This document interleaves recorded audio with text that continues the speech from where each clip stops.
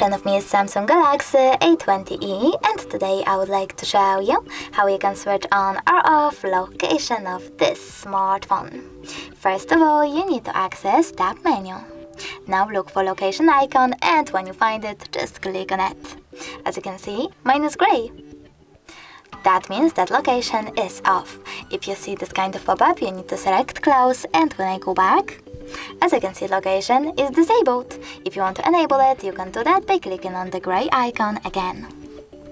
But you can also just go into settings, scroll down and tap on location section. After that, manage location of this device by tapping on this switcher over here. Thanks so much for watching. If you enjoyed this video, leave a like, comment, and don't forget to subscribe.